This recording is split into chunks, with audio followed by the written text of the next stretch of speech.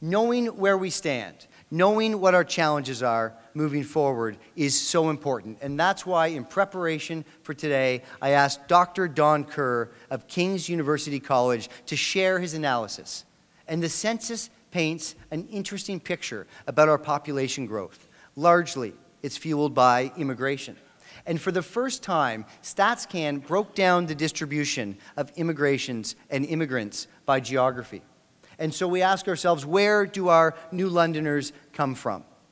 And we learn that just under a third of recent immigrants settling in London were in fact refugees. That's nearly twice as high as the national average. And I would like to thank organizations like CCLC, LUSO, LIMLIP, and so many other faith-based and community-based organizations who offer support for these new Londoners. We need to all work with our partner agencies to welcome our new neighbors and our new friends once they arrive. Because, and this is a fundamental truth, our future success as a city depends on our ability to attract and employ people from around the globe. Now, while we are seeing recovery, there is a sobering reality. We still have fewer people working than prior to the last recession in 2007. We only returned to our pre-recession levels of employment temporarily in late 2015. About 30% of London households have a total income of over $100,000. And about 1 in 8 have a household income of $150,000 or more.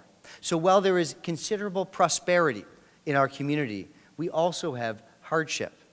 17% of Londoners are experiencing poverty, and we have the third highest rate of child poverty across Canada.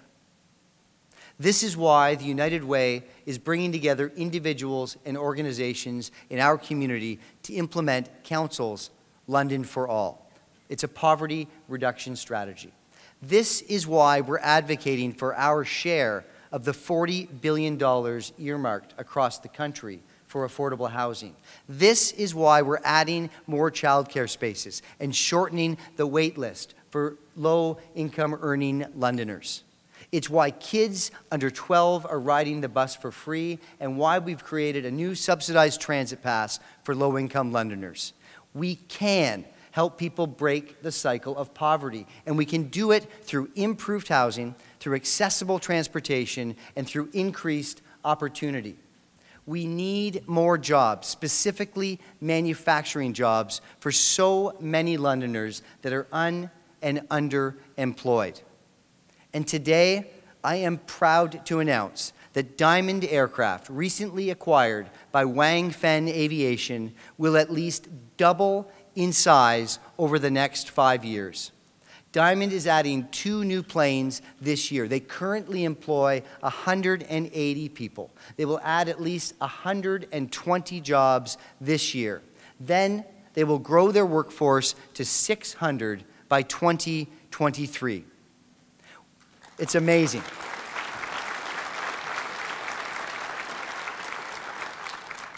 And while we should all be concerned about our unemployment numbers, there are numerous indicators that suggest momentum is building.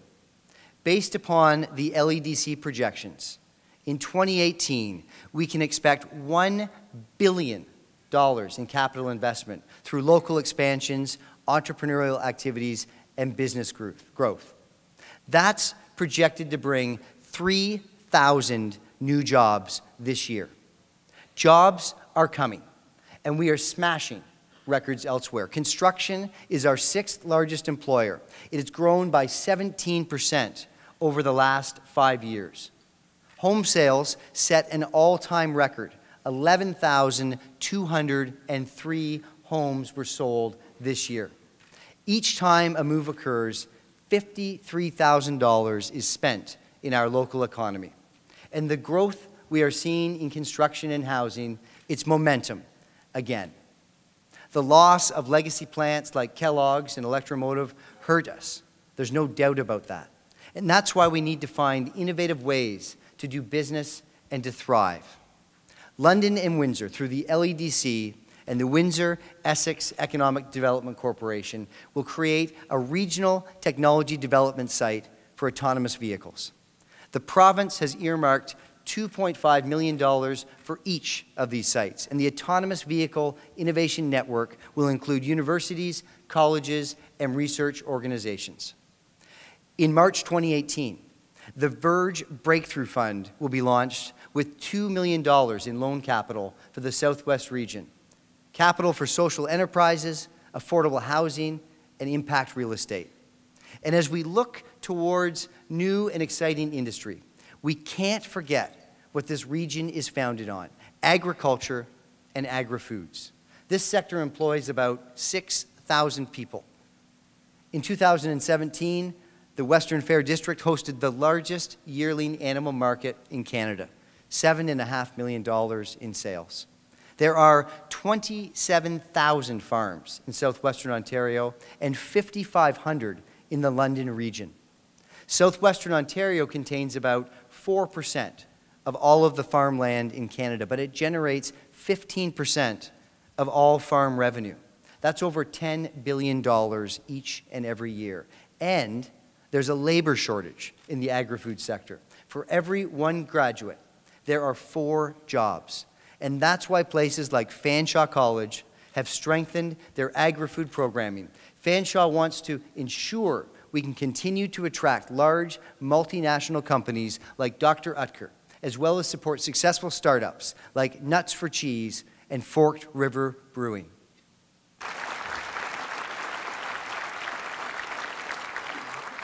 In the spring of 2017, the rail lines were recertified at the former Electromotive building.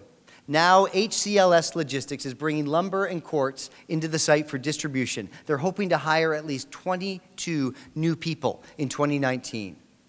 Just a few months ago, we announced that a full-sized IKEA is opening in 2019. That's going to bring up to 150 new jobs. Well, today, I'm happy to announce that outdoor recreation giant Sail will be joining IKEA at the same site, bringing another 100 jobs. This is a first for our region. Business improvement areas also play a critical role in the expansion of grassroots businesses. As Ward 7 councillor, I had the pleasure of working with Donna Siskowski, and we worked together with the Hyde Park Business Association. And I am so pleased to see them realize their goal of becoming a BIA. In Oldies Village, we're seeing a renaissance, and the BIA there is helping so many to join the Oldies Village family. The Argyle BIA and the hopefully soon-to-be Hamilton Road BIA are helping to strengthen their neighborhoods too. So there are roughly 14,000 individual businesses operating in our city, creating over $14 billion worth of GDP to London and the regional economy. And today, as part of the London Community Economic Roadmap, we are proud to launch the Entrepreneur Support Network. Those with small businesses or looking to launch their dream now have one single resource: findyouranswers.biz. So whether you're an entrepreneur, a seasoned business person, or trying to find your way, you know that we're here to help. You take the risk every day, and we need to support you. The Community Economic Roadmap is built on a solid foundation that brought together over 300 businesses and community leaders to work on 5 key priority areas for the city. This helped bring leaders together. It strengthened service delivery, and it aligned our shared economic priorities. In 2018, we're going to refocus our strategy on the areas that worked well, and also we're going to focus where our expectations fell short. Because accountability, metrics, and a business-driven approach is needed to ensure that we're stewarding our investments properly, that we're creating the right environment for innovation to thrive. And businesses in this room will get that. We have to quantify the return on investment, and we have to question the projects that fail to deliver on their promise. In some cases, we're going to need to hit the reset button. We've talked a lot about growth. I want to give you an update on 3 ambitious projects your City Council launched this term. So we announced yesterday that London has secured a $170 million investment from the provincial government for our rapid transit system. This is the single largest funding commitment the Promise has ever made for London. It's time. This is a system we need, and this is the system we need. This system will fight congestion, and it will improve transportation for everyone. It will include things like synchronized traffic lights, better designed intersections, and technology that will predict traffic flow, allowing all of us to travel across the city quickly, whether we're in a car or a bus. To suggest anything less than this system is selling us short. Londoners deserve better. BRT Light is London Light. Going halfway is good for absolutely no one. We are a city of 400,000 people. In 20 years, we'll be pushing 500,000. It's time that we start thinking bigger. Big ideas like rapid transit will move us forward and benefit each and every one of us. This is the single largest thing we can do to reduce greenhouse gases. It avoids hundreds of millions of dollars in road widening costs. It injects 4,400 person-years of employment through construction, and it creates $270 million in new wages for Londoners. And London City Council has committed another $130 million because we share this vision for a better London too. Rapid transit is the foundation of our vision for London, something we call the London Plan, and now we're able to make it a reality. This system fits seamlessly with the commitment and the momentum that we're seeing on high-speed rail. This will shrink the distance between communities across southwestern Ontario. It will slash travel time, and it will transform our regional economy. Other key projects that we have on the go include Dundas Place. In early 2018, the first phase of construction begins between the river and Richmond Street. Now, I want you to picture outdoor patios, concerts, and parties, allowing restaurants, shops, and people to spill out onto the curbless street on evenings and weekends and during special events. This is a game changer for our core, and great things are happening there already. Downtown London has added 21 net new businesses in the core. They've recorded a record $1.7 billion in assessment value. And with Fanshawe's new downtown campus opening this coming September, we will see even more people in the core than ever before. And our skyline will change drastically yet again. York Development is planning on building a condo, sports, and entertainment hub on King Street with a 31-story building, 207 residential units, and a mix of commercial and retail space. Southside Group will soon unveil detailed plans for 183 King, hoping to transform a now underutilized stretch of King Street right along a main bus rapid transit corridor. And downtown London would not be anywhere near as vibrant as it is without Tricar Development, a company that's invested much more in the downtown than even the City of London. They've invested over $300 million. Their phenomenal builds have transformed our skyline, and the latest, 40 York, will be a 24-story condominium with 220 residential units. This is a massive build right at the forks of the Thames. And we want to engage Londoners in this project. We want to get creative. So Tricar is giving Londoners the chance to name the building. So today, we're launching tricarcontest.com. We want Londoners to have a say on what the latest tower in our downtown will be called. Now, as much as our downtown defines us, so too does the Thames River. And for decades, we have turned our back on this environmental gem.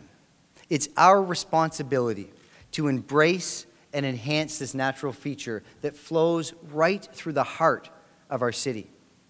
To date, the London Community Foundation has received over $1 million in major gifts for Back to the River, and there are millions more on the way. We need to get back to the river. Tonight at Council, we vote on the Springbank Dam. Last week, I moved a motion at the committee to decommission it. And now we can start the work of reconnecting with our free-flowing river. We can make those investments that have been on hold happen.